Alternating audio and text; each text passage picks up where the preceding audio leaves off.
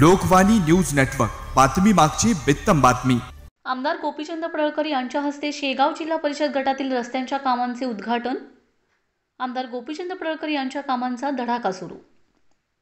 जत तालुक्यातील शेगाव जिल्हा परिषद गटातील वाळेखिंडी ते कोळगिरी व शिंगणहळ्ळी ते वायफळ या रस्त्याच्या कामांचे उद्घाटन आमदार गोपीचंद पडळकर यांच्या हस्ते पार पडले।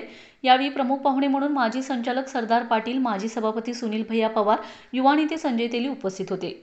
गेल्या अनेक दिवसांपासून शिंगणहळ्ळी वरून वायफळकडेला जाणारा रस्ता व वाळेखिंडी व कोळगिरीकडे जाणाऱ्या रस्त्यावर खूप मोठ्या प्रमाणात खड्डे पडले होते। त्यासाठी आचारसंहिता लागण्यापूर्वी दोन्ही रस्त्यांचं काम करण्याकरिता अंदाजे 8 कोटी रुपये मंजूर करण्यात आले होते। आज त्या कामांचं उद्घाटन आमदार गोपीचंद पडळकर यांच्या हस्ते करण्यात आले।